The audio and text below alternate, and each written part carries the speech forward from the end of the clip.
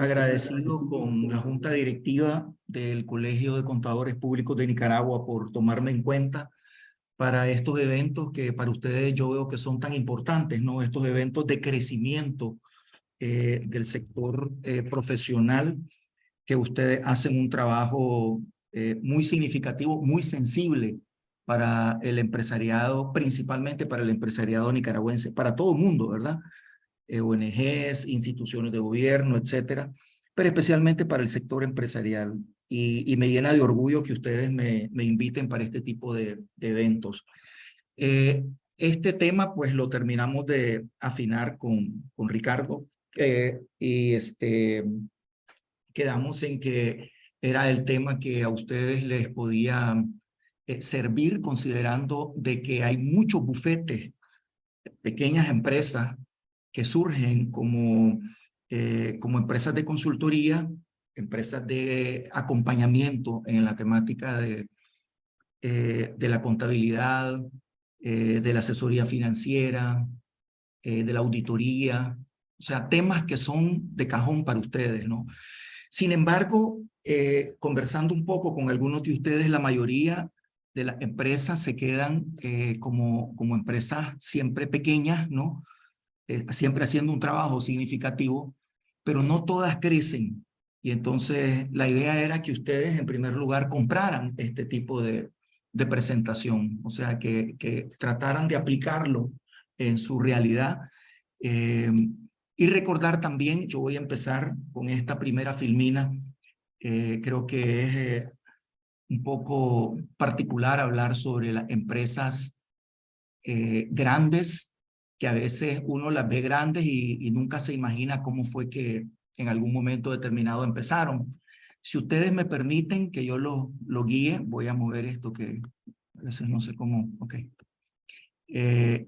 Acá podemos ver con el puntero, estas son empresas de garaje, ¿no? Hoy en día mundialmente conocidas, que entre todas ellas combinadas prácticamente sostienen las economías norteamericanas principalmente, ¿no? Estados Unidos y otros. Apple empezó en un garaje, igual Google, Amazon, Harley Davidson, que es la de las motocicletas. Está también Disney, que empezó igual en otro garaje. Y así sucesivamente Mattel, que es la de los juguetes, Heisenberg, que es la que hace este tipo de carros, carros. Pero me llamaba la atención y por eso quise ponerlo aquí aparte, la foto famosa que se hizo después, ¿verdad? De esta persona. ¿Se acuerdan quién es esta persona? Esta persona es Jeff Bezos, varias veces nombrada la persona más rica del planeta, pero aquí vemos que empezó con una computadora, probablemente con su papá, el señor Bezos, que lo adoptó cuando era un bebé, un cubano, y que confió en él en un momento determinado, cuando él dijo, quiero yo totalmente independizarme, porque él había trabajado en la bolsa de valores, y Bezos agarró su jubilación, todo lo que tenía metido en su jubilación, $250,000, y le dijo, aquí tenés, apostalos. O sea, apostalos con esta nueva empresa, este nuevo emprendimiento, que era unir varias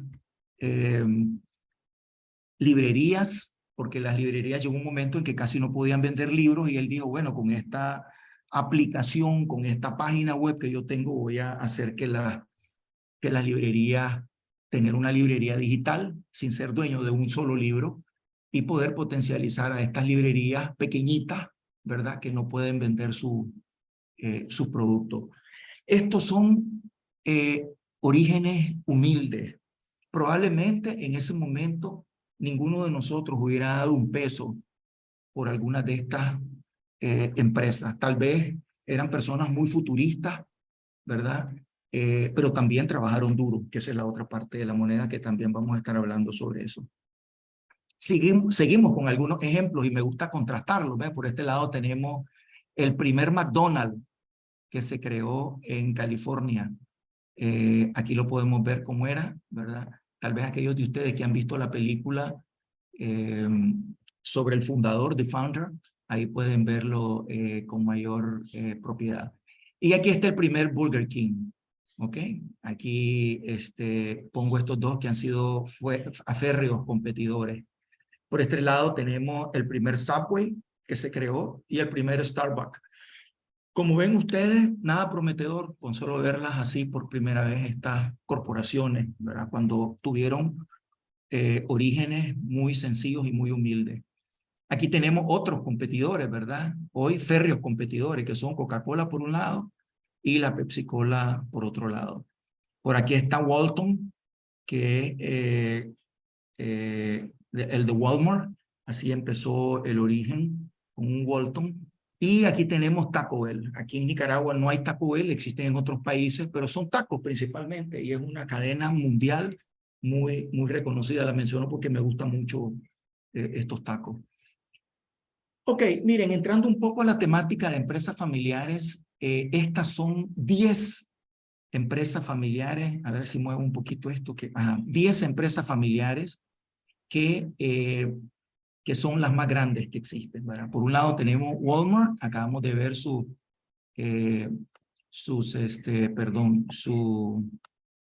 ok, otra vez. Walmart, que podemos ver, acabamos de ver sus orígenes humildes. Por otro lado está Volkswagen, Berkshire Hathaway, que es de esta persona, la más rica del planeta, este señor. Exor Spa y así sucesivamente. Ford, que todavía tiene un 35% en manos de la familia. Cargill, muchos piensan que Cargill es una corporación que no es familiar. Aquí en Nicaragua tenemos una representación y buenas noticias, ¿verdad? Una empresa familiar. Koch Industries y así sucesivamente con otras 10. Aquí están sus logos y acá un poquito más tenemos 15 de estas mismas 10 más 5 más, ¿verdad? Por un lado Walmart. Solo vean ustedes que estos son los ingresos, como yo pongo acá, del año 2015. Son datos del año 2015. O sea, todavía estamos desfasados 8 años. En ese entonces Walmart tenía 2.200.000 empleados y generaba 476.300 millones de dólares de ingresos. Los propietarios son la familia Walton. Esa es considerada la empresa familiar más grande del mundo. De nuevo, como vimos anteriormente, ¿verdad? Volkswagen tiene ingresos en el 2015 de 261.600 millones y 572.800 empleados. O sea, si ustedes suman esto y la mayoría de los empleados que en general aportan a las economías, las empresas de carácter familiar, como dicen los libros introductorios a la materia de empresas familiares, entre el 70, 75 y 80% de la plantilla de empleados de cualquier país en vías de desarrollo principalmente, caen en los hombros y en los brazos, en las manos de las empresas de carácter familiar. No solamente las corporaciones, aquí estoy poniendo las corporaciones, ¿verdad? Pero también de la pulpería de la esquina, también del bufete de abogados que está por allá, donde está el papá que es abogado, la hija que es abogado, estudiante de leyes, que es su secretaria, o secretario si es el hijo, y así sucesivamente. Pero vean qué interesante, de nuevo, se han fijado que estas empresas que están acá tuvieron orígenes humildes en algún momento, ¿no? A veces uno de nuevo, ¿verdad? Ve estas grandes corporaciones que casi no tenemos acceso o no tenemos acceso a sus propietarios, a sus fundadores, probablemente personas muy importantes de otros países, y se nos olvida que tuvieron estos orígenes sencillos, humildes, ¿no? Quiero hacer un recordatorio a todos sobre el tema de las empresas de carácter familiar. Recordar que las empresas de carácter familiar son vulnerables. Recuerdan que en las anteriores presentaciones hemos hablado sobre el alto índice de mortalidad que tiene este tipo de empresas. Tal vez recuerdan la estadística, 30, 15 y 5. O sea, solamente 30 de 100 pasan a segunda generación, 15 llegan a tercera generación y solo 4 o 5 llegan a la cuarta generación. O sea, de 100 empresas familiares que fueron creadas en un momento determinado, 30 van a llegar a manos de los hijos. 15 van a llegar a manos de los nietos y solamente 4 o 5 a manos de los bisnietos. Entonces son familias, son empresas muy vulnerables, ¿verdad? Que tienen una vida compleja a cierto punto, ¿verdad? Ok, en segundo lugar, vemos de que normalmente las empresas familiares desaparecen por los mismos desórdenes de la familia. Creo que eso lo hemos conversado en algunas de las presentaciones anteriores, ¿verdad? Que las empresas familiares, las familias son las que normalmente se terminan, perdón con esta palabra que voy a decir, ¿verdad? Hartando a las mismas, a sus mismas empresas. Las familias terminan desbaratando a las mismas empresas. Por eso es que más adelante vamos a hablar sobre el secreto que hay que hacer para que se pueda separar la gestión de la familia por un lado de la gestión de la empresa por otro lado.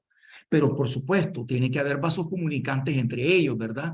Tiene que haber de alguna manera una relación de la familia para con la empresa y de la empresa con la familia. Pero esa relación tiene que ser una relación de orden, no de desorden. ¿Ok?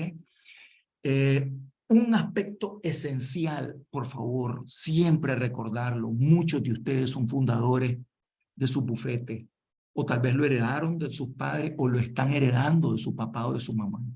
Recuerden esto, que usted como fundador, o su papá o su mamá como fundador, si está vivo, viva, es la clave esa persona. Parece mentira, pero hay una situación mágica en esto. Y es que el fundador o la fundadora es la que de ella emana ese orden o ese desorden con el que va a terminar la empresa. Si es un orden, va a ser una bendición para la empresa porque va a poder crecer, van a poder estar claros los roles de todo el mundo, la empresa va a tener una ruta bastante clara.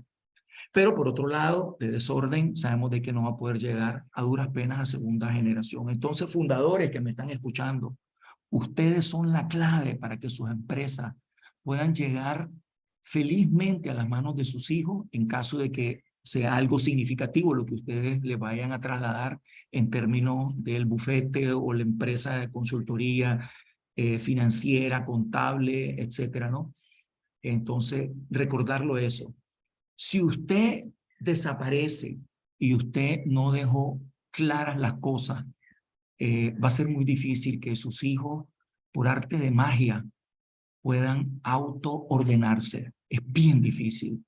¿Qué me querés decir, Leonardo? De que la segunda generación por sí mismo no pueden ellos establecer un protocolo de trabajo y todo. Sí se puede, pero las estadísticas nos dicen que es muy poco común, ¿verdad? Entonces recuerden el trabajo maravilloso que ustedes tienen, los fundadores de sus negocios. Más adelante vamos a ver la gran diferencia que hay entre un fundador o un emprendedor, ¿verdad?, de su propio negocio y un sucesor que no es o que es emprendedor. ¿Se entiende? El fundador y el sucesor son dos caras de una misma moneda en una corporación familiar.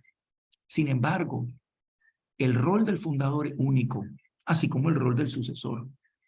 Y ese fundador tiene que aprender a trabajar con esa segunda generación, en el caso de que sea la segunda generación la que vaya a heredar el negocio, y tiene que recibir esa segunda generación de este fundador la ruta de cómo es que esta empresa debería de ordenarse, con qué valores, ¿verdad? Y etcétera. Ahora, no solamente cosas buenas se heredan, ¿verdad? Más adelante vamos a ver que también los fundadores no son perfectos y también de una u otra manera se heredan errores, se heredan pecados, se heredan situaciones que tal vez la segunda generación, siendo varios los sucesores, pueden enriquecer esos valores o antivalores hasta cierto punto heredados por la generación entrante. Espero no confundirlos con este montón de palabras que estoy diciendo. Otra de las cosas que normalmente sucede en las empresas familiares, ahorita estamos hablando de la sombra, ¿verdad? O sea, no piensen que solo vamos a hablar de las cosas negativas. Ahorita vamos a ver cómo estas cosas se les va a dar vuelta, se les puede dar vuelta. Y es el tema de la sucesión. Tal vez ustedes lo pueden observar y lo pueden ver. Es natural, es normal que las personas creamos que vamos a vivir muchos años y de que somos de la vida y de que la muerte está lejos de nosotros, ¿verdad? No es que quiera meterles el uyuyuy, no es que quiera meter el miedo. Sin embargo, es común en las empresas de carácter familiar que dejemos a la sucesión como una de las últimas actividades que hay que realizar como fundador o fundadora. A veces les agarra demasiado tarde, ¿verdad? Hay que hacer las cosas con medida, con tiempo.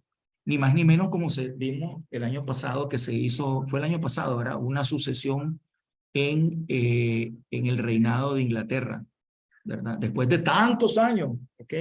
De que el príncipe, este príncipe estuvo esperando, Carlos, estuvo esperando que su madre le heredara. Al final le terminó dando el poder, la señora fallece, pero bueno, el punto es que se dio en un contexto ordenado, con un reinado que tiene todo protocolizado al extremo. O sea, tal vez de ustedes aquellos que han visto la película The Crown, La Corona, creo que la vez pasada estuvimos hablando sobre eso, ¿verdad? Tienen un protocolo para todo. Y eso en una pequeña empresa, tener protocolo para todo lo puede volver loco. Por eso es que los protocolos se tienen que ir haciendo en la medida en que la familia los vaya necesitando de acuerdo al crecimiento que la empresa pyme o mediana o grande vaya teniendo ese crecimiento. Ok, otra es que lo vamos a ver típico en las empresas familiares, que es la concentración de toma de decisiones, normalmente en el titular o en el fundador, fundadora, o en la persona que se quedó con la empresa, ¿verdad? Que puede ser el mayor de los sucesores. Normalmente vamos a ver que esa persona se acostumbra a tomar todas las decisiones, no comparte las decisiones. De manera natural sentimos de que ese tipo de cosas es algo que hay que continuar trasladándolo a las siguientes generaciones. Pero vamos a darnos cuenta que uno de los secretos que hay es que esa toma de decisiones tiene que ser un secreto muy bien diseñado, muy bien un buen diseño arquitectónico, de pasar de un emprendedor o emprendedora, una única persona, a un equipo de personas que van a manejar la empresa. La vez pasada hablábamos sobre lo difícil que es eso, pasar de una persona que maneja el negocio, que tiene toda la toma de decisiones, que es la que firma todos los cheques, que es la que dice desde la A hasta la Z qué es lo que hay que hacer en el bufete, en la empresa o en lo que sea. Y de repente, esa persona que sepa que para que su empresa y su negocio pueda sobrevivir, tiene que empezar a compartir esas decisiones con un equipo de personas que donde está probablemente la esposa o el esposo y sus sucesores, que son sus hijos o en algunos casos los nietos. Es un golpe, a veces digo un golpe porque a veces es bien complicado para algunos fundadores poderlo entender, ¿verdad?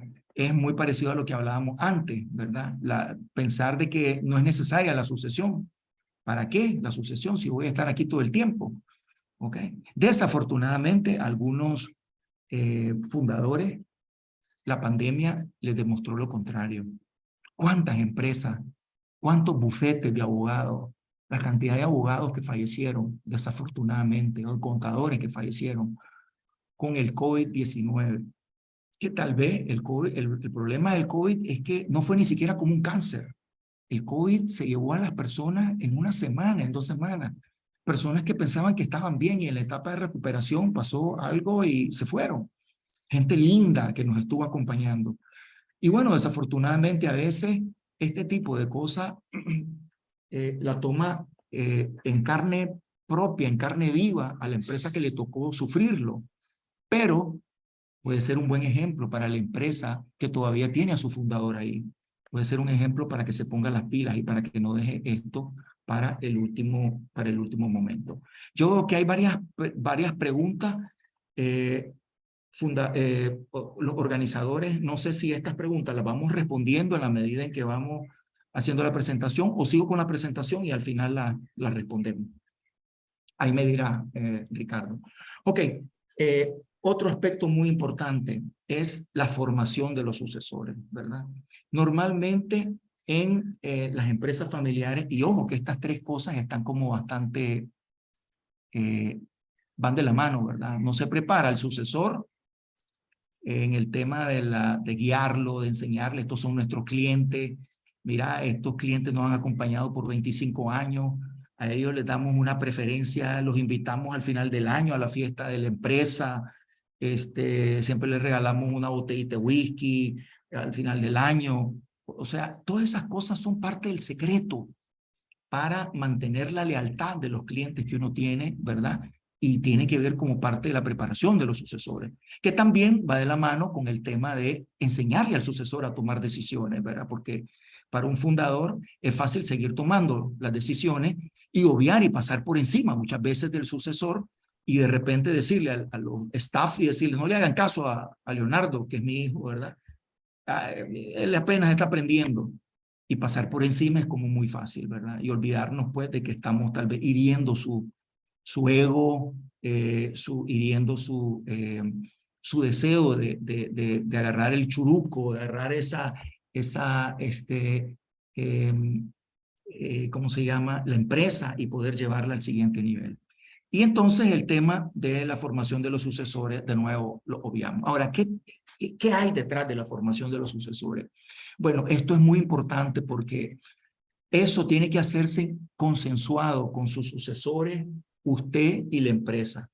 Si nosotros queremos que la empresa reciba de la familia o de externos que no son miembros de la familia, el personal técnico o personal idóneo para que haga su trabajo lo más profesional posible, la formación de los sucesores es algo a lo que hay que ponerle mucha importancia, porque sucesores no solamente son miembros de la familia, porque es posible que haya algunas personas que entren a trabajar que hasta cierto punto pueden ser sucesores, pero no son miembros de la familia, ¿verdad? Entonces la formación de sucesores es esencial.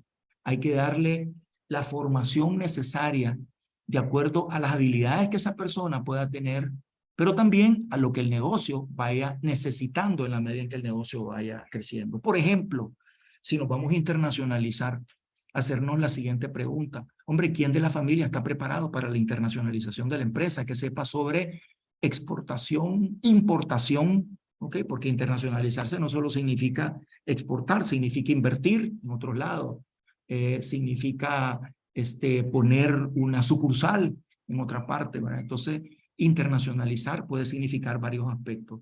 Asimismo, una de las primeras internacionalizaciones también es cuando nosotros importamos cosas. O sea, cuando importamos insumos, cuando importamos alguna mano de obra, etcétera, ¿no? Entonces, esos temas hay que tenerlos en cuenta de que a la hora de formar a los sucesores y nos vamos a internacionalizar, que tengan la formación necesaria para que puedan hacer su trabajo de la mejor manera posible.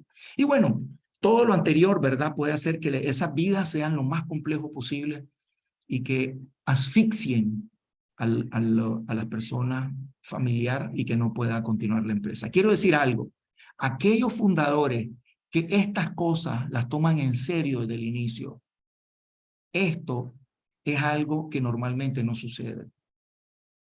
¿Ok? Porque tiene planificada la sucesión, porque han ido preparando a los hijos, y si de repente el fundador desaparece cuando tiene 80, 85, qué sé yo, qué edad, ¿no? Y los sucesores tienen 35, 40 años, pero ya están fogueados en el día a día sobre cómo manejar la empresa, algún tipo de formación, ¿verdad?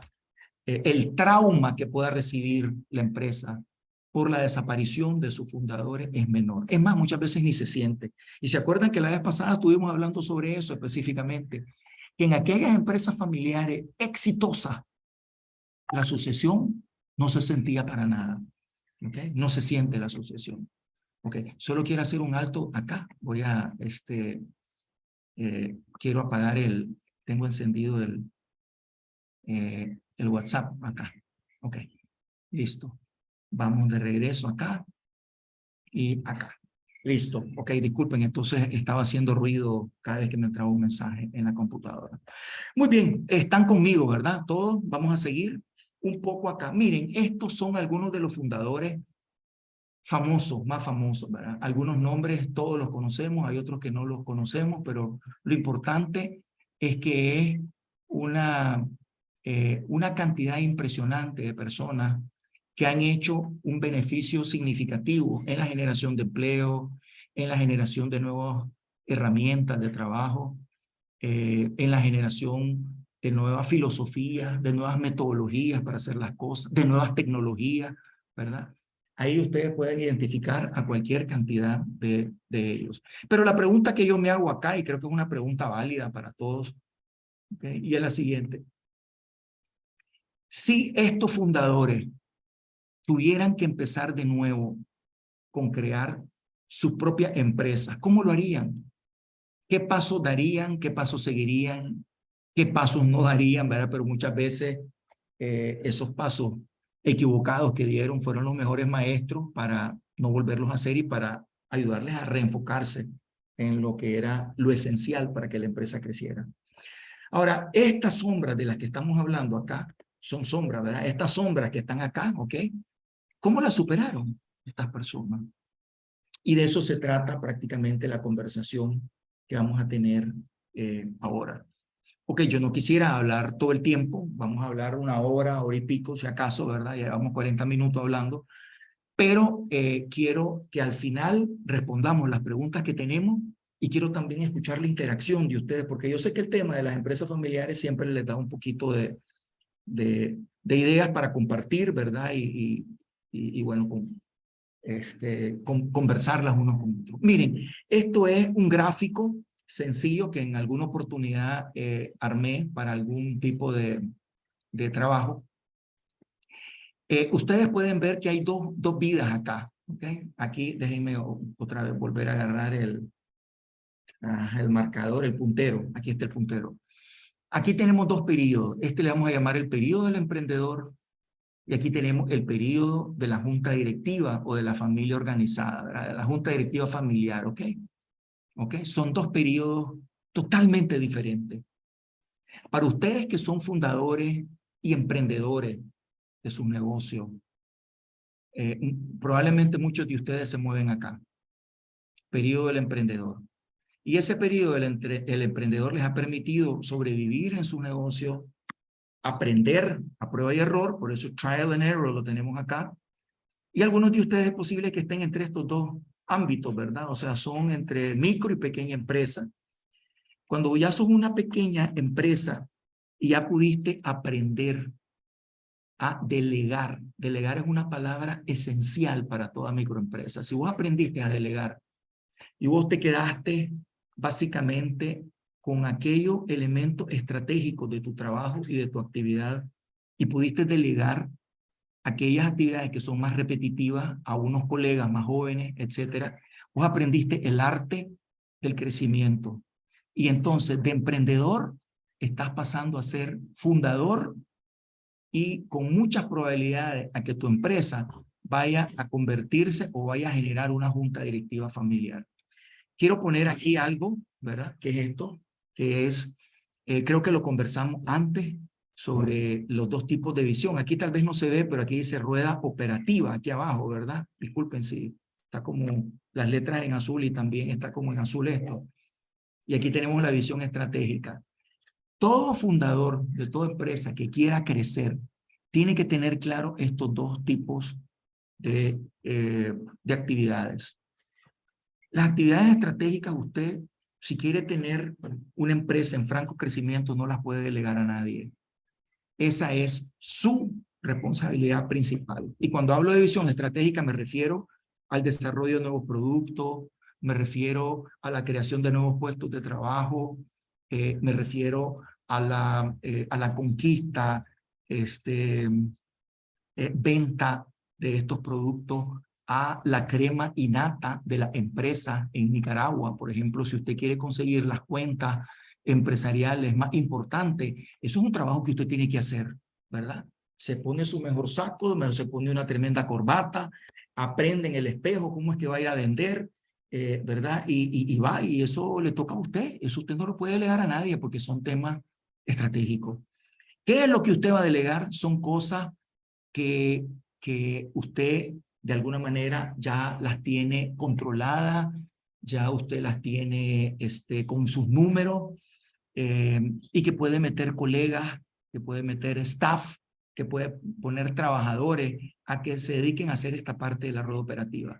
Porque una vez que estos elementos estratégicos usted los domina y puedan hacerse pasar en esa rueda operativa y ser elementos del día a día, hay que pasárselo a estos colaboradores con los que usted va a estar trabajando. Ok, entonces se entiende, ¿verdad? Estamos hablando del periodo del emprendedor, que ese emprendedor tiene que convertirse en un fundador cuando ya sus hijos, hijas, esposa o esposo entran a la empresa a trabajar. El rol suyo cambia de emprendedor a fundador, ¿ok? De la empresa.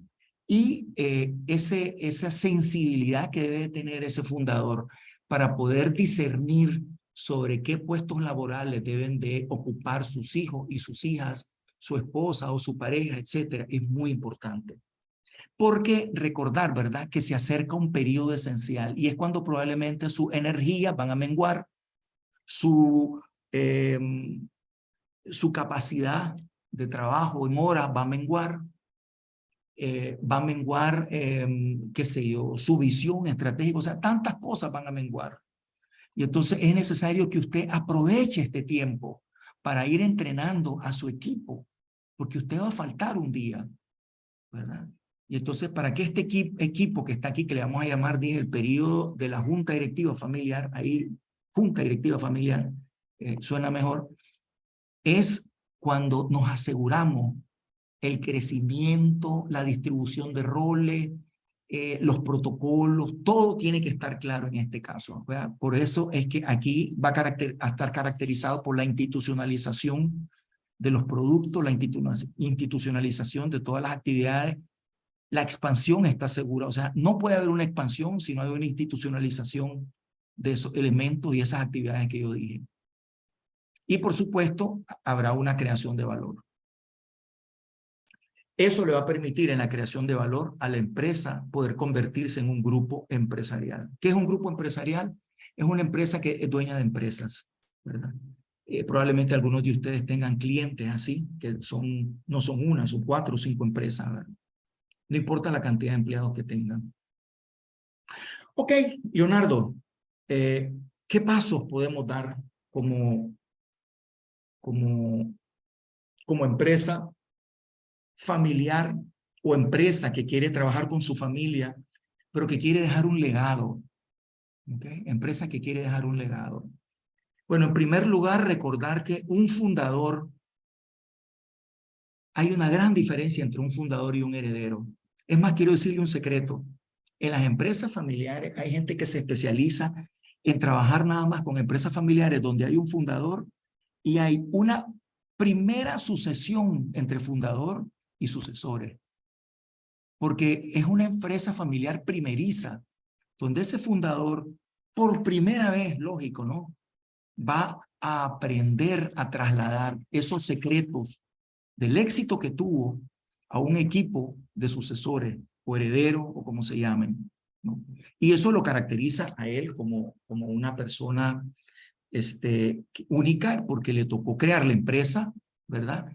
Pero que tuvo la capacidad para compartir con su propia sangre, su propia familia, la continuidad de ese negocio. Entonces, hay una gran diferencia entre ser fundador, ser sucesor y heredero, ¿verdad? No sé si se han fijado de que cuando se habla de las personas más ricas, a veces tienen que diferenciar. Bueno, rico que es self-made, le llaman en inglés, que se hizo a sí mismo, o es un rico que lo heredó, ¿verdad? Los Walmart, por ejemplo, ya van en segunda o tercera generación, son herederos.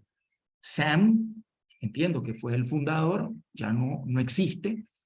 Él fue un fundador. Entonces, los fundadores normalmente son caracterizados por esa visión, por esa capacidad de sobrevivencia que tiene la empresa, por esa tenacidad, por esa piel gruesa, porque ha pasado situaciones difíciles de hambre, sin dinero, de tener que llevarse la empresa a la calle porque se le quemó. O sea, adversidades de todo tipo. En cambio, el heredero no. Normalmente los herederos a veces son hechos de la madera diferente, de una manera distinta, ¿verdad? De una manera protegida. A veces muchos fundadores dicen, yo no quiero que mi hijo sufra lo que yo sufrí.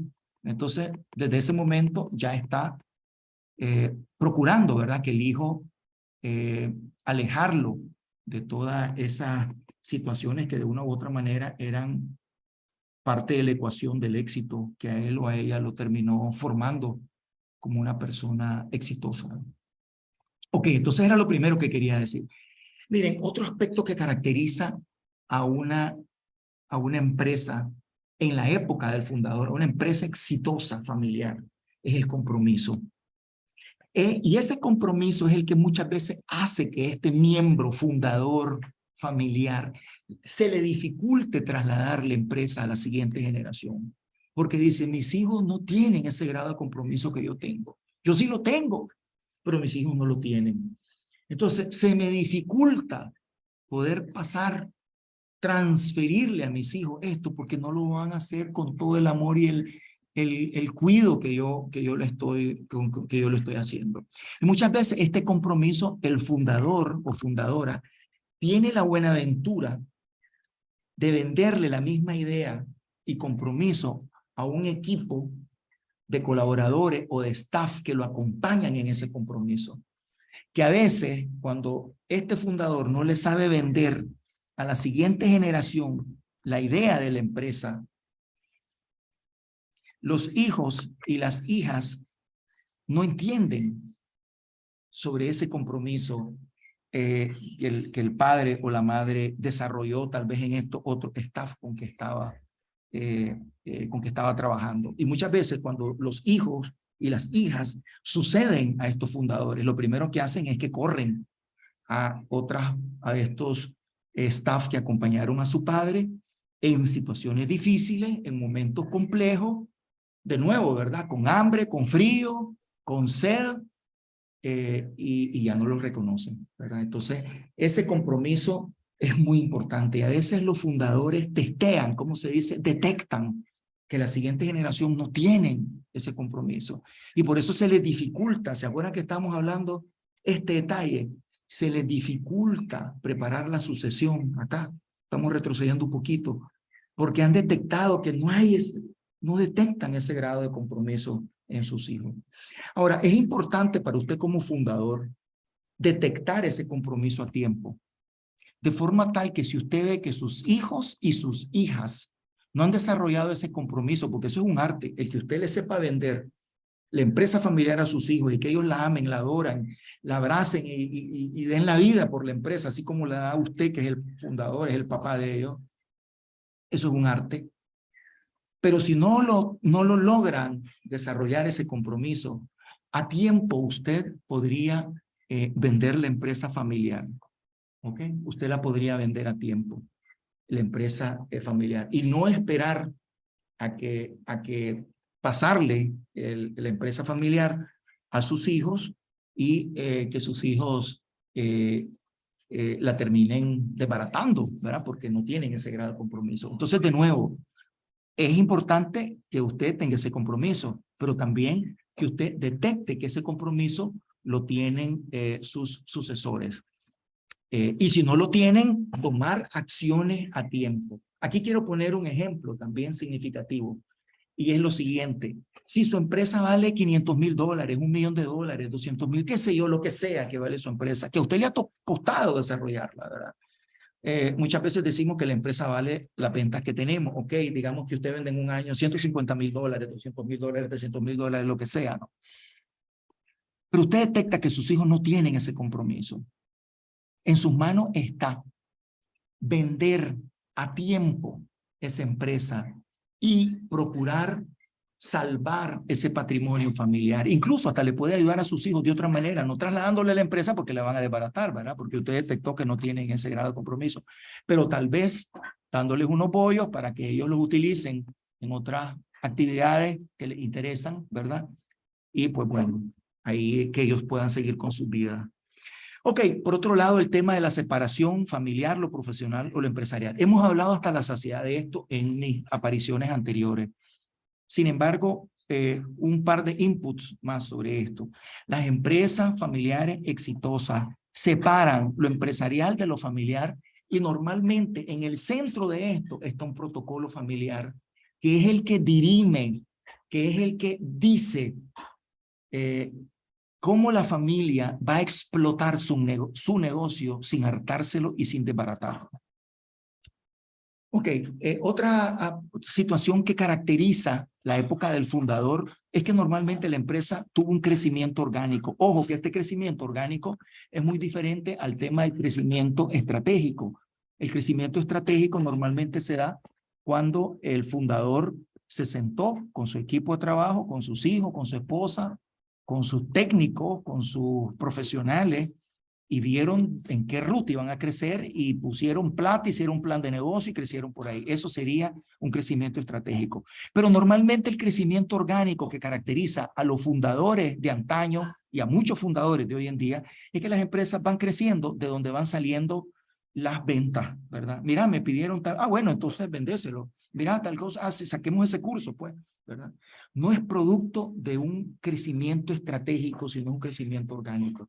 Eso caracteriza a muchos fundadores de hoy en día, ¿verdad?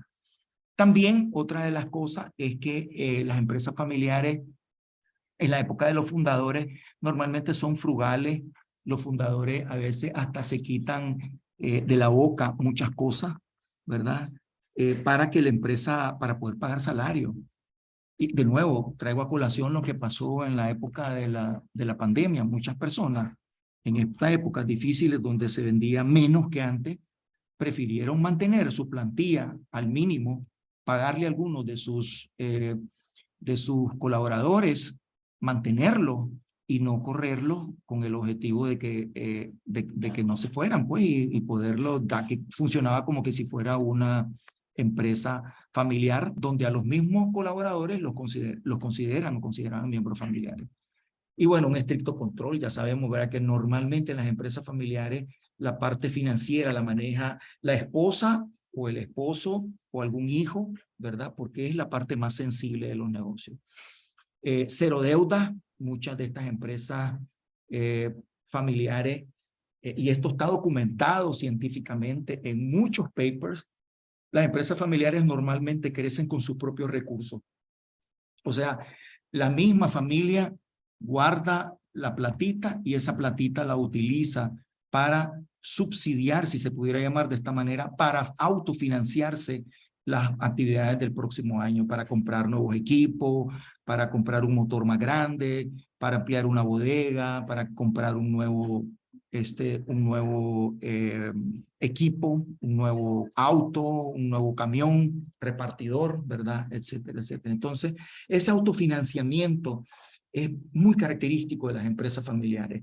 Tienen un apetito de riesgo de caer en manos de prestamistas, ¿verdad? Independientemente del banco, o sea, no estamos hablando de si es prestamista, bancos o lo que sea, tienen esa sensibilización de mejor utilizar la plata propia. Y dos o tres aspectos más que quiero mencionar sobre la época del fundador. En primer lugar, recordar que ese fundador o esa fundadora es el dueño de unos valores, de un kit, si le podemos llamar de valores, de una visión, ¿ok? Que es la filosofía fundadora, que es con la que empezó el negocio, con la que emprendió la empresa.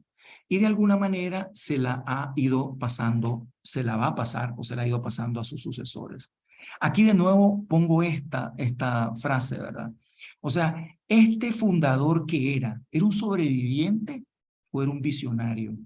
¿Se entiende la diferencia? Y aquí es esencial, chicos y chicas que me están escuchando, fundadores de su negocio. Si usted es un sobreviviente, pero no desarrolla la parte de visión, la parte estratégica, usted se va a quedar sobreviviendo con un apetito de riesgo para todo y no va a crecer. Pero usted puede desarrollar esa parte de sobrevivencia que es esencial porque no le ha permitido que se le muera el negocio, ¿verdad? Usted ha estado ahí al frente de su negocio, pero hay que desarrollar esa otra parte, que es la parte del visionario, del ver la empresa grande, del ver la empresa no con los 5 empleados que tengo, sino con 30, con 35, con 40, con 45. Ese es el visionario. Ese es el estratégico, el estratega, que en algún momento hizo un alto, dijo, bueno, soy un sobreviviente, ¿verdad? He llevado a la empresa hasta este momento, pero quiero crecer ya con orden, ¿ok? Quiero llevar la empresa al siguiente nivel. ¿Cómo hago? Tengo que buscar gente que sepa más que yo en estos y estos temas. ¿Cómo me los traigo? ¿Cómo les pago? Ahí entonces usted ya se está convirtiendo en una persona de visión, una persona estratégica. ¿Se entiende? Ser sobreviviente tiene un valor extraordinario, principalmente en momentos difíciles, pero no te puedes quedar como un sobreviviente toda la vida. Tu empresa se va a quedar enana, se va a quedar como un bonsai. Tenés que desarrollar esa parte estratégica. Y lo más importante, ¿verdad? Esto hay que trasladárselo a los sucesores, pero de nuevo, eso es un arte. Vos no vas a trasladarle a tus sucesores, a tus hijos, a tus hijas, esa filosofía, esos valores, esa visión, a fajazo limpio, a como nos agarraron en nuestras generaciones, a chancletazo. Más ahora con estas generaciones que son más de cristal, ¿verdad? Es un arte, porque eso fue lo que nos dieron a nosotros, palos. O sea, yo veo ahora a los chiquillos, a los niños de hoy en día, ¿verdad? Los padres que estamos en grupo de las escuelas y los colegios, vemos de que prácticamente a veces los padres terminan haciendo las tareas, se preocupan porque mi hijo no llevó tal cosa y cómo es que no la llevó, ¿verdad? En mi tiempo no era así, yo no tomaba anotaciones de las tareas y todo, me pegaban 4 pencazos bien metidos y después no se me volvió a olvidar tomar las tareas, ¿verdad? Perdón que haga un poco de énfasis en esto, pero yo creo que como fundadores y como sucesores, estos temas de las diferencias que hay con esta parte generacional, las generaciones de cristal, las generaciones, los millennials y todo eso, es importante conocerlo para poderle transmitir a sus sucesores la empresa familiar, ¿verdad? Ok, y por otro lado, mire, de nuevo, ese paso de fundador o emprendedor a junta directiva es el paso más difícil para toda empresa familiar. Es bien complicado, principalmente porque usted fue el creador de la empresa, fue usted el que le dio la pacha a la empresa, fue porque usted el que le compró los pañales a la empresa, fue el que usted le compró todo lo que tenía que ver con un bebé a la empresa. Y de repente usted a sus hijos muy difícilmente los va a ver como crecidos. Siempre va a pensar que sus hijos son pequeños. Esa situación, ¿verdad? Entonces, pasar a una junta directiva donde tus hijos vienen a ser tus socios, donde tienen igualdad de decisiones que vos, tal vez no les vas a dar el mismo peso en propiedad, porcentaje de propiedad a tus hijos, pero que se sienten a tomar decisiones consensuadas con vos, tal vez no por el peso de nuevo, ¿verdad? De la propiedad, ok, yo tengo el 51%, lo que yo diga aquí es lo que hay que hacer, no. Hay que enseñarle primero a tomar decisiones consensuadas, creo que eso lo hablamos en alguna de las presentaciones, pero para usted va a ser bien difícil ese paso de fundador o emprendedor a junta directiva. Muchas veces usted dice, pero yo ya tengo la junta directiva. Yo entiendo, ¿verdad? Escucho a veces a algunos emprendedores o fundadores que ya tienen la sociedad anónima y tienen la junta directiva, pero muchas veces no le hacen caso a la junta directiva. Muchas veces andan corriendo, haciendo el acta, ¿verdad? Y tal vez los hijos ni participaron en esa acta. ¿Por qué la DGI me está pidiendo esto? Tal cosa. O sea, yo sí entiendo que tal vez en un momento de urgencia y necesidad lo hagamos. Todos tal vez lo hemos hecho, ¿verdad? Pero si usted no mete a sus hijos en ese concierto de aprender a trabajar como junta directiva y a respetar las decisiones que ellos dicen, usted muérdase la lengua y respete las decisiones que se tomaron en la junta directiva y no se las pase por encima, ¿ok? Entonces, recuerde que usted, en cuanto a ejemplo, en su empresa es la persona más importante y es lo que sus hijos van a recordar siempre, ¿verdad? Entonces, vean qué interesante, esto que yo puse aquí en presencia del fundador. O sea, si el fundador no está y los hijos de alguna manera quieren retomar, rescatar, y son 3 o 4 chavalos, no es que Leonardo sea negativo, es bien difícil que eso funcione. Usted como fundador tiene una magia única, que es, aun cuando le queden pocos meses de vida, sentar a sus hijos y decirle, van a trabajar de esta manera. Todavía esa magia puede funcionar. Lo ideal es que lo haga años, ¿verdad? 4 o 5 años trabajando con ellos, guiándolos. Pero la presencia de ese fundador es mágica. Eso no lo reemplaza nada. Entonces, entienda ese fundador que usted tiene un trabajo mágico, maravilloso, irreemplazable, que ni un consultor de empresa familiar lo puede resolver. Que le puede ayudar el consultor de empresa familiar y guiarlo a usted como fundador es otra cosa, ¿verdad? Pero nunca lo va a reemplazar. Ok, vamos ahora con los sucesores. Ok, con la época de el, ¿qué caracteriza a la época del sucesor? Bueno, en primer lugar, que existan roles claros, producto de un organigrama consensuado, que no haya sido un organigrama que lo hicimos como un colgadero, donde colgamos a familiares poco competitivos o desempleados que nos los trasladaron y nos dijeron, ahí te mando a Juancito, qué sé yo, me lo mandó mi hermana, ¿ok? Y mi hermana me dijo, mira, ahí te mando a Leonardo, que no consigue trabajo en ningún lado. Ah, pues vamos a crear un nuevo puesto aquí para Leonardito Junior, pues, ¿verdad? Y hay que ser bondadoso, llegue o no llegue, si llegó un día con olor a níspero, como decimos, ¿verdad? Aquí en Nicaragua, ¿okay? Con sus 4 bolillazos adentro, no importa, es hijo de es miembro de la familia, no importa, ese puede echarse todos los tragos que quiera, ¿ok? Entonces, ese tipo de situaciones son cánceres que van corrompiendo la organización y varios miembros no familiares del staff, los más competitivos, detectan un riesgo y saben de que ahí no tienen mucho futuro y que mejor irse lo más pronto posible para no tener que estar en una empresa que cierra, ¿verdad? Entonces, eso es muy importante, ¿ok? Tiene que haber un organigrama claro, competitivo, consensuado, con los puestos de trabajo que se necesitan y ojalá detrás de cada puesto de trabajo la persona idónea, familiar o no familiar, con talento. Eso tiene que ser significativo, que usted como fundador aprenda a retener el talento. Mire, el talento lo va a llevar al próximo nivel.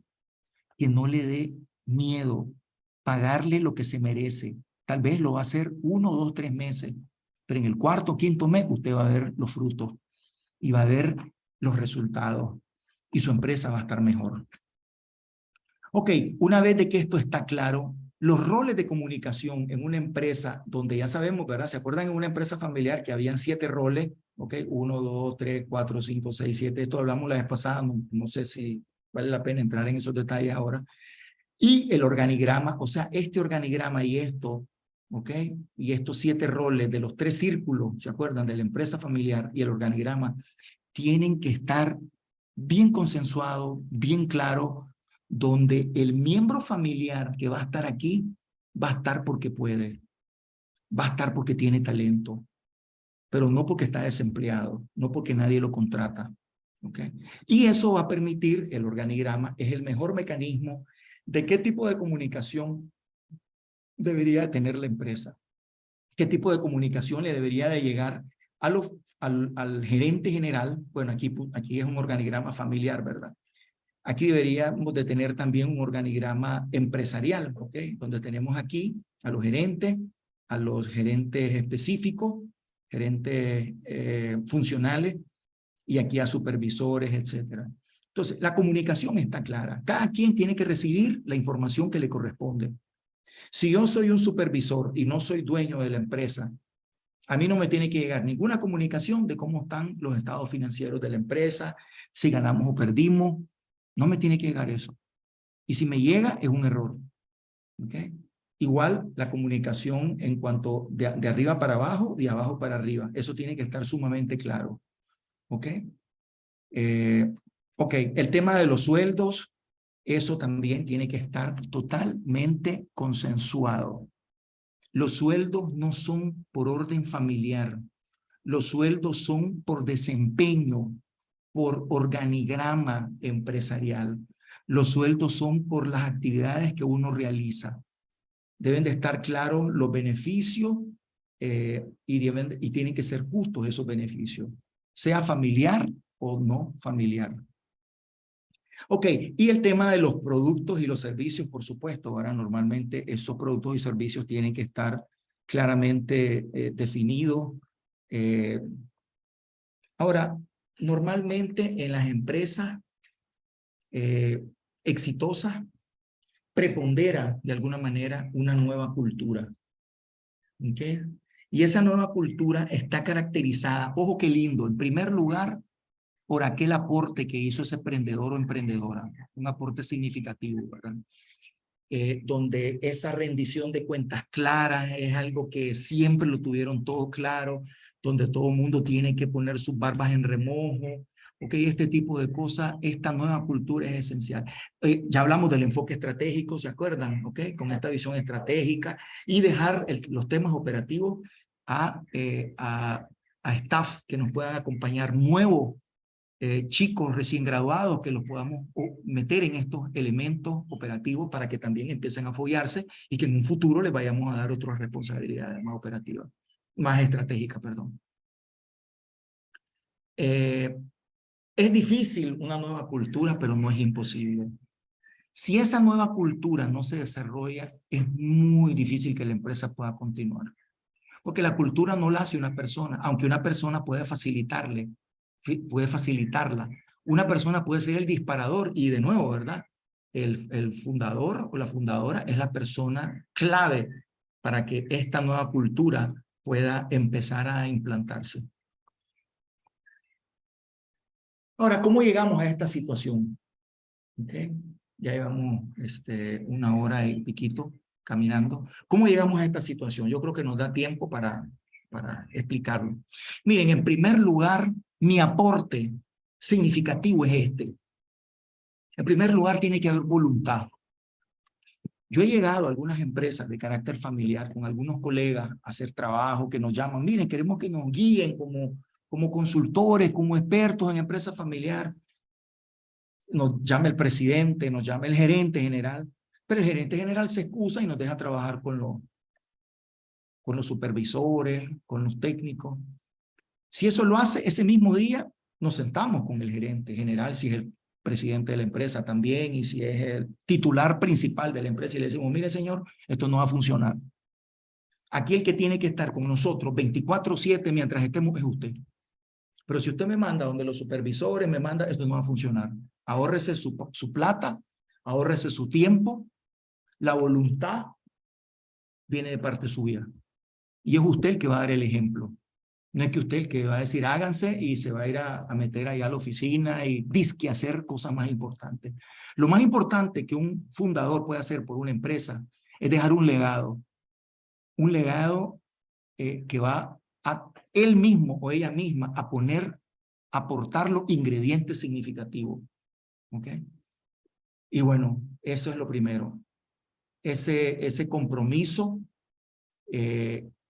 y ese compromiso tiene que trasladarse a los sucesores y al resto de la empresa. Creo que la vez pasada hablábamos sobre que este compromiso muchas veces afecta a algunos colaboradores de la empresa que no están acostumbrados a ese compromiso nuevo, es un nuevo compromiso, ¿no? Están acostumbrados al estilo viejo de funcionar. Qué sé yo, si era el contador y tal vez el contador lo habíamos enseñado a que entregara los estados financieros 5 meses después, 6 meses después, y de repente llegamos nosotros, ¿verdad? Con una nueva, ¿cómo le llamamos aquí? Con una nueva cultura, correcto, con una nueva cultura, y le decimos, ahora vamos a trabajar así, hay que enseñarle a la gente a trabajar con esta nueva manera, ¿verdad? Con este nuevo enfoque. Porque es posible que unos trabajadores truenen y digan, no, es que no me siento bien, es que mejor me voy, ¿verdad? Entonces recordar que es posible que algunos cuadros sensibles de la organización, yo ponía el ejemplo del contador, pero puede ser el de marketing, pues cualquiera, de producción, el de logística, que nosotros mismos les enseñamos a trabajar relajados, sin comprometerse, qué sé yo, y de repente ahora les decimos que es así la cosa, es posible que alguna gente truene. Entonces, estar preparados para eso, ¿verdad? Con ese tema del compromiso. Tercer lugar, hay que implantar una gobernanza. Esto lo hemos venido diciendo en todas nuestras charlas. La gobernanza es algo que afecta a todo el mundo en la organización. Y hay que practicarla, aún cuando en la empresa no haya una persona jurídica, como aquí lo menciono.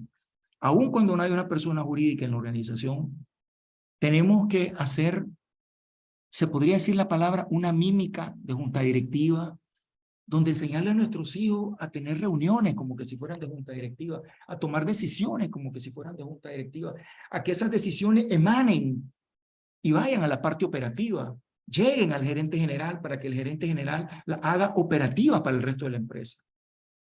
Aunque sea una persona natural, no importa, ¿verdad? Esa gobernanza tiene que practicarse para que cuando hagamos la escritura de constitución y hagamos una persona jurídica, ya nosotros estemos clarísimos, ¿verdad?, de cómo debería de funcionar, con roles claros, totalmente institucionalizado todo, tanto la parte financiera, como los roles, todo mundo que tenga un contrato laboral. Eso es esencial. Fíjense que se me había olvidado mencionar esto. En varias empresas familiares, y ojo, medianas y grandes, donde hemos llegado a hacer trabajo, no había, ni siquiera había un organigrama porque se los había pedido yo no sé qué banco cuando se hizo un préstamo, ¿verdad?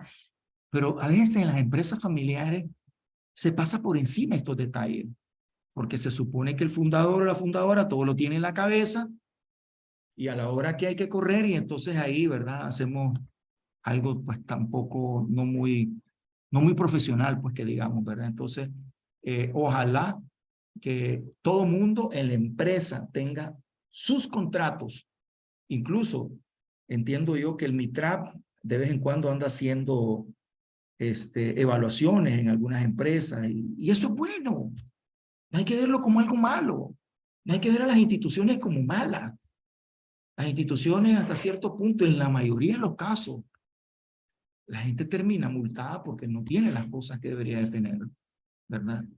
De nuevo, cuando son decisiones de junta directiva, deberían de ser decisiones de junta directiva, y vos asumís que el gerente general se le ocurrió de que iba a darle descuento, ¿cómo se llama? Iba a evitar pagar el IVA, como el descuento del IVA a 20 personas, y no hay una acta de junta directiva, y llega la DGI y le dice, ¿y con qué? Porque se te ocurría de dónde está el acta. No, no tenemos acta, yo soy el gerente general y soy el presidente, no importa, que debe haber un acta y paga la multa, ¿verdad? Son ejemplos de ese tipo, pues. Si sos una sociedad anónima, tiene que haber acta, eso es lo que habla, eso es lo que genera una política para que después la gente pueda, las instituciones encuentren todo en orden, ¿verdad? No es posible que el mínimo de orden que vos tengas en tu empresa lo tengas a punta o a pulso de multas que te han metido. No es posible.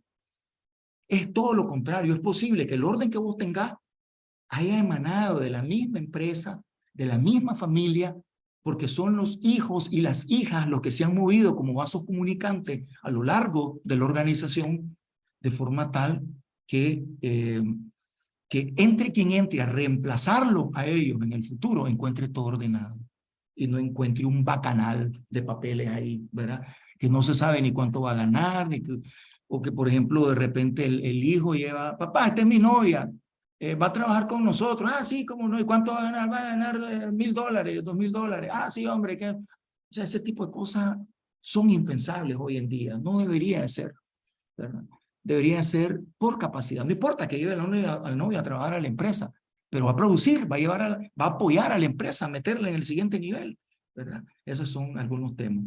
Ahora, un poco después de la parte de gobernanza, el tema estratégico. La visión estratégica de la empresa empieza con los valores. Es cierto que el fundador, como dijimos acá, ¿ok?, va a establecer valores, ¿ok?, con su filosofía, son valores, ¿ok? Es cierto que va a poner sus valores, pero también se van a ver enriquecidos por los valores de la junta directiva familiar, donde ojalá haya miembros no familiares.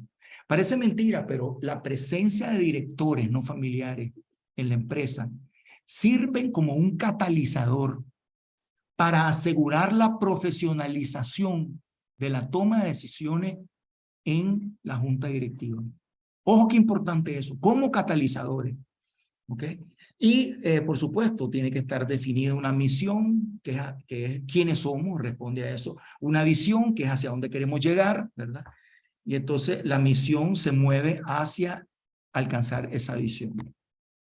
El tema del registro de la empresa tiene que estar claro. Con frecuencia, las empresas que quieren crecer pasan de natural a jurídica. O sea, está bien que en la época del fundador, como decimos acá, ¿verdad?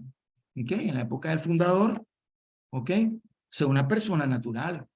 Pero si yo ya estoy metiendo a mis hijos y estamos hablando de junta directiva, como estamos hablando de acá, y que permanezcamos 5 años todavía siendo una persona natural, ¿verdad? No tiene sentido. Y más si yo me muero, etcétera, ¿no? Entonces, ir pensando, si queremos, a ver, si estamos seguros que lo que vamos a dejar es significativo para mis hijos, y mis hijos se han comprometido, ¿ok? Y hemos aplicado gobernanza,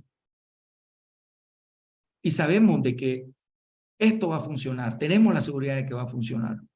Entonces, ese traspaso de persona natural a persona jurídica tiene que darse en algún momento. Pero si usted, como fundador de la empresa, se ha dado cuenta que sus hijos no tienen ningún interés en participar en la empresa, o sus hijos están fuera del país, ahora sabemos de que hay un 10-15% de personas que están fuera del país, sus hijos se fueron y ya no tienen interés en la empresa, testee eso a tiempo, detecte eso a tiempo, de forma tal que es mejor que usted venda la empresa ahorita que vale $100,000, $50,000, a que la venda mañana por $10,000 como chatarra, ¿verdad? Ese era el mensaje que quería dar acá. Entonces, valorar eso, ¿verdad? Si vale la pena pasar de natural a jurídica. Yo sí creo que si la empresa está creciendo, sí hay que hacerlo, ¿verdad? Pero eso es cada caso particular. Ahora, el tema del dinero, aquí puse la ruta del dinero, de los dólares, tiene que estar claro. Cuando digo eso es desde su entrada hasta su salida. Recordar lo que hablamos la vez pasada. Salarios claros, dividendos claros, dietas claras. ¿Se acuerdan que estuvimos hablando? Esos son los 3 tipos de dinero que se mueven en cualquier empresa. Eso tiene que estar clarísimo. ¿Quién los recibe, cuándo los recibe y por qué los recibe? ¿Ok? La parte de la frugalidad es esencial, porque si ya empezamos a tuquear pedazos del capital o del patrimonio familiar, es que a mi hermana le dieron $1,000 más, entonces yo voy a, no me los van a dar, entonces me los voy a robar en especies, me voy a agarrar 3 botellas de whisky, 5 botellas de whisky, ¿verdad? Y entonces ya empezamos a pasar esa línea, ¿ok? Pero ahí, de nuevo, los fundadores son los que juegan ese papel esencial. Los fundadores y la comunicación. O sea, ojalá que todos los hijos y las hijas estén recibiendo la información necesaria. Y si un hijo en un momento determinado recibe una compensación especial por X o Y razón, hay que comunicarla y hay que explicarle al resto de los hijos por qué, que va a ser algo temporal. ¿Ok? Eso es muy importante. Porque la mayor cantidad de problemas en la empresa familiar viene por temas de plata. Ok, bueno, la diversificación, considerando los recursos, ¿verdad? Estamos en una época de la tecnología, damas y caballeros. El ChatGPT todo el mundo lo está como con juguete nuevo, probándolo por aquí, probándolo por allá. Yo, de hecho, lo he probado desde hace algunos meses con el tema de la empresa familiar, buscando definiciones, con mis temas de investigación, por ejemplo, todo lo que es la teoría institucional, PYME, o sea, yo lo aplico en una u otra cosa. Entonces, es casi imposible que hoy en día querer crecer sin meter temas de tecnología, sin meter innovación, sin meter diversificación. Y cuando hablo de diversificación, ojalá usted meta nuevos productos, pero utilizando los mismos recursos materiales y humanos con que cuenta. Usted puede diversificar, pero considerando esos mismos recursos, ¿verdad? Porque empezar a diversificar utilizando nuevos recursos humanos y nuevos materiales, se me puede salir de la mano todo lo que es la parte logística y me puede salir muy caro. Y de nuevo, pues la parte de Haití. Aquí la tenemos. Miren, de acuerdo al Código de Comercio de Nicaragua, así es como funciona una corporación, ¿verdad? Una asamblea general de socios. Aquí están todos aquellos que tienen al menos una acción. Ya esto lo habíamos hablado antes. Ellos nombran una junta directiva, que es la administradora de la empresa, y esta junta directiva nombra un gerente. Se crean los comités que ellos consideren necesarios, pueden ser considerados comité de auditoría, comité de gobierno, comité, qué sé yo, cualquier comité. ¿Ok? Un poquito sobre los órganos de gobierno de la empresa familiar. Hay dos tipos de órganos de gobierno. Ya estos son los empresariales, son los que acabamos de ver ahorita, ¿verdad? Esta gerencia es la alta gerencia, esta es la junta directiva y esta es la asamblea general de socios, que es esto que estamos viendo acá. Pero en la parte familiar tenemos tres órganos, que son la asamblea familiar, que la conforman todos los miembros de la familia que tienen que ver con el fundador. Estén trabajando o no están trabajando en la empresa, sean socios o no sean socios, pero tarde o temprano es posible que lleguen a participar de alguna manera de la empresa, entonces hay que informarle. Esa es la asamblea familiar. Tal vez en otra charla podríamos hablar un poco sobre los roles y los perfiles que cada uno de estos tiene. El consejo de familia es el que normalmente mantiene la relación entre es el que mantiene la relación entre la familia y la empresa. Pero hay un comité de protocolo que es el que administra el protocolo familiar a la hora de aplicarlo en la empresa. No me detengo mucho acá.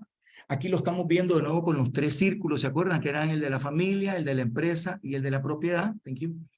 Y en el tema empecemos con la empresa, siempre vamos a tener la alta gerencia, ¿verdad? Y su junta directiva. En la junta directiva están normalmente los que tienen una acción al menos, son propietarios, y esta es la asamblea general de socios, ¿verdad? Y aquí está la junta directiva. Y aquí tenemos, en el tema de la familia, tenemos la asamblea de familia y el consejo de familia. Un poquito acá, de nuevo, ¿verdad? La parte corporativa, empresarial, y aquí tenemos la parte familiar. ¿Ok? Esa asamblea familiar normalmente escoge al consejo de familia, y esto es lo que defiende y lo que gestiona ese consejo de familia. El consejo de familia es como, ¿cómo se podría llamar? Son el grupo de personas que mantienen esa ética familiar, ¿verdad? Dentro de la empresa. Son los que castigan o los que le jalan las orejas a otros miembros de la familia, que dentro de la empresa familiar no se estén comportando a la altura, que violan los principios. O sea, ese consejo de familia es familia jalándole las orejas a la familia. ¿Ok? Es mejor que así sea. Y por este lado tenemos, ya lo vimos, ¿verdad? Asamblea General de Socios. Este es la junta directiva, consejo de administración, se le llama en otros países, pero es la junta directiva, ¿ok? Lo que tenemos acá. Y la alta gerencia. Entonces vemos que aquí tenemos la empresa familiar y aquí tenemos la familia empresaria. Y hay que buscar ese interés común entre estas dos entidades. ¿Okay? Y bueno, de nuevo, ¿verdad? Aquí están los actores, que probablemente dentro de ustedes hay varios de estos. Esta es la familia empresaria, que son abuelos, son padres, hijos, hermanos, primos, tíos, cuñados, qué sé yo, todo. Pero también son accionistas, son consejeros, son empleados. Miren la multiplicidad de roles que tienen, ¿ok?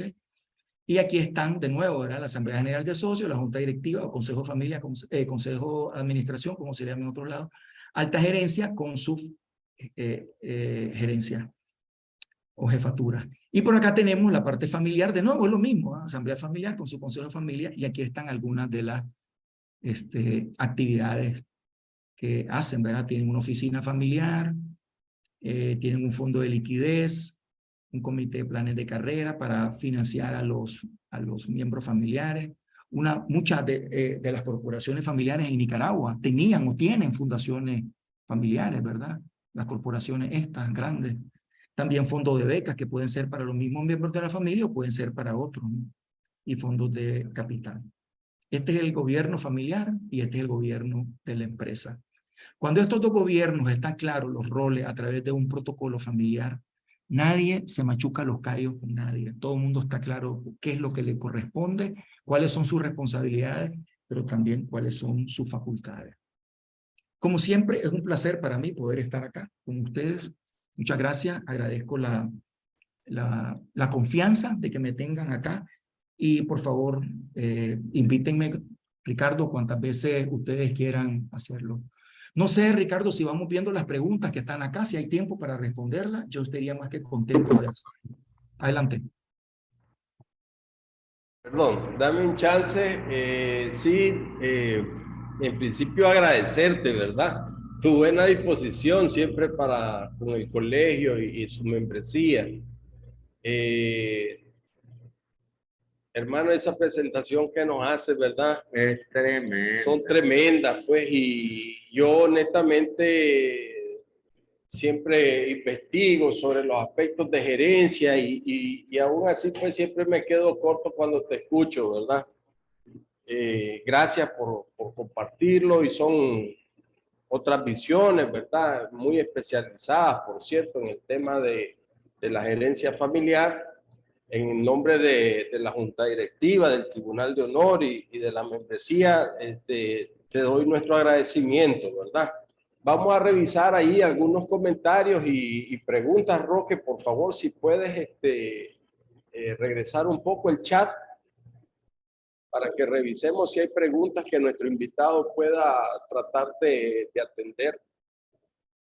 Ok, aquí hay un comentario que me gustaría mencionar rapidito, que Entra. dice Byron dice, pensaba que Heisenberg era por Breaking Bad. Sí, así es por Breaking Bad, pero acordate de que cuando el profesor, el doctor en química está metido con el estudiante, el chavalo, dentro de esa casa rodante, él anda buscando qué nombre le da y de repente ve el nombre ¿cómo se llama? La marca del vehículo Heisenberg. Él dice, dile que Heisenberg. Por ahí fue que lo agarró, fue una cosa del momento, pero fue por eso.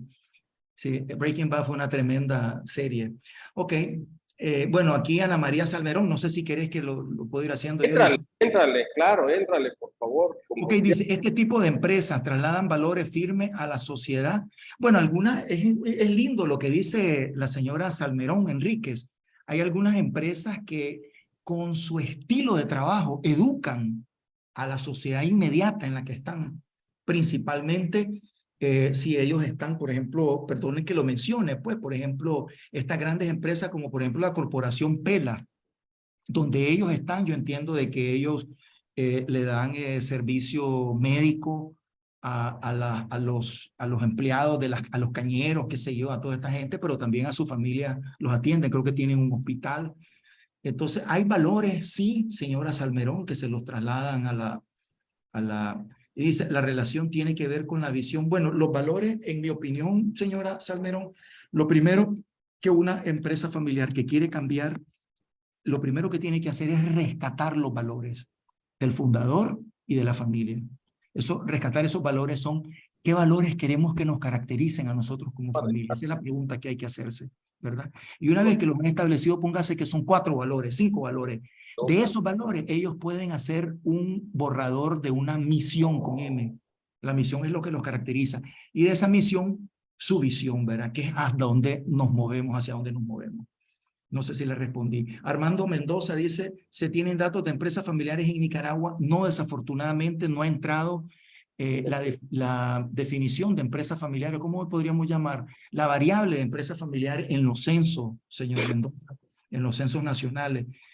Sería lindo que en algún momento pudiera entrar, ¿verdad? Y a las empresas que les pregunten, ¿son familiares o no? Y ellos de alguna manera lo puedan confirmar, ¿verdad? Solo ellos lo pueden confirmar, las personas que entrevisten. Ana María Salmerón dice una visión que marque desde la niñez a sus descendientes para que sus descendientes amen lo que hacen o hacían sus ascendientes. Sí, totalmente de acuerdo, señora Salmerón, con usted. Yo creo que en las manos de los fundadores está venderle a sus sucesores ese, más que visión, yo le llamaría un legado. Ese legado es algo tan lindo, ¿verdad? Que los hijos puedan comprarlo. Pero, de nuevo, es un arte. No todos los fundadores logran hacerlo, ¿verdad? Y claro, tiene que haber parte del interés por parte de los hijos. La señora Ashley Selva hizo una consulta. Una empresa familiar en algunas ocasiones utilizan los ingresos de las empresas para pagar sus gastos personales. En este caso, ¿cuál es el impacto económico que puede tener la empresa al asumir esos gastos? Mire, señora Selva, al inicio es fungible ese dinero. Ese dinero entra y con él resuelven todo, desde la compra del pañal del niño hasta la compra de la llanta que va a servir para la moto que anda repartiendo los productos de nosotros, ¿verdad? Etcétera, etcétera, al inicio. Pero como hablamos, ¿verdad? En la medida en que la empresa crece y que ya se siente la tensión porque la familia se está hartando la empresa, se necesita visibilizar el límite entre uno y otro. Y ojalá que si hay plata suficiente, que la familia se ponga sus propios salarios y que con eso resuelva sus propios temas.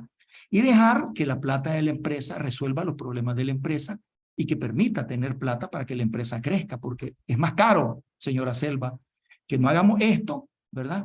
Que nos hartemos la plata de la empresa y que el año que viene vayamos a pedir un crédito carísimo a un 20-22% en dólares o en lo que sea para poder pagar los temas de la empresa, porque la familia se terminó comiendo los temas de la empresa el año anterior.